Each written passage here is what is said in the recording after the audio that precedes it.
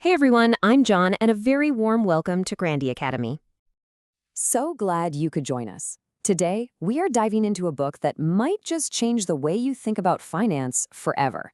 Morgan Housel's The Psychology of Money. Seriously, this one's a game changer. So let's just jump right in with the big central question of the book.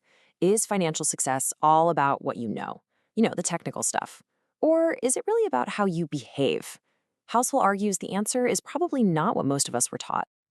And that brings us to the first huge takeaway. Forget the complicated spreadsheets for a second. Your relationship with money, it has way, way less to do with math and a whole lot more to do with what's going on up here, in your head. This is really where the book just flips the script. The core idea is that financial success isn't a hard science like physics. It's a soft skill. It's all about psychology. So, your emotions, your personal history, that's what's really in the driver's seat of your financial decisions, not some fancy formula you learned. I mean, just think about your own life for a second. Your personal experiences with money. Maybe your parents were super frugal, or maybe you saw someone get burned in the stock market. That stuff shapes your entire worldview way more than any textbook ever could. And even though your experience is just a tiny, tiny sliver of financial history, to us, it feels like 80% of the truth. And then you've got these two huge, invisible forces always at play: luck and risk. They are two sides of the very same coin.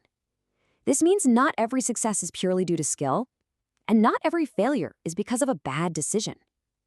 Getting this helps you stay humble when you win and be a lot more compassionate when you or others lose. Okay, so if we agree that our behavior is the real key, then the next step is to challenge what we think we know about money. And we're going to start with the big one: how we even define wealth. All right, be honest. When you hear the word wealthy, what picture pops into your head? For a lot of us, it's the flashy stuff, right? The expensive car, the huge house, the designer watch. We see that, and our brain just automatically thinks, yep, that person is rich. But then Housel hits us with this absolutely brilliant paradox. He says spending money to show people how much money you have is the fastest way to have less money. Just let that sink in for a second. The very act of trying to look wealthy is often the biggest thing preventing you from being wealthy. It all boils down to this really important distinction.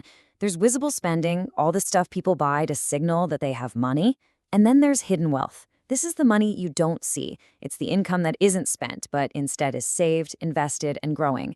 That is where true freedom comes from.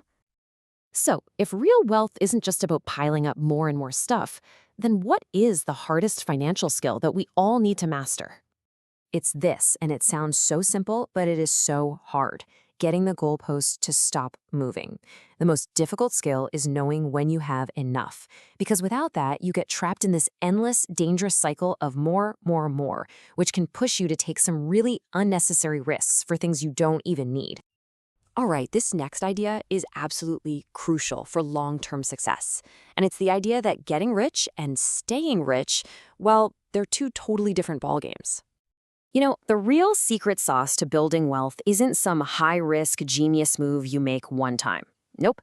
It's the slow, steady, almost kind of boring power of compounding. Just getting pretty good returns, but doing it consistently for a really long time. That's what creates truly incredible results. And there's no better example of this than Warren Buffett. Get this: the vast majority of his fortune was earned after his 50th birthday. It wasn't one single amazing decision. It was just decades of good decisions that were allowed to compound. It just proves that time, not timing, is your most powerful asset. This really highlights the two completely different mindsets you need. Getting money often requires taking bold risks and being an optimist. But keeping money, that requires the total opposite: humility, frugality, and a little bit of healthy paranoia.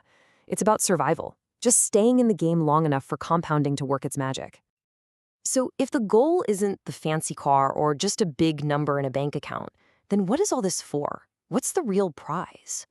Well, Housel argues it's something far more valuable. As we've seen, the real goal isn't found in material things. The ultimate luxury is greater than any expensive car or grand home. It's something you can't even touch. And here it is. This is the highest dividend that money pays. True wealth is control over your time. It is the freedom to wake up in the morning and say, I can do whatever I want today. That level of autonomy is a greater luxury than any material possession you could ever buy. Okay, we have covered some really powerful, game-changing ideas.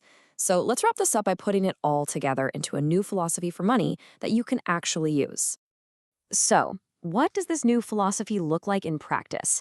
Well, it starts with being humble about your wins and compassionate about your losses.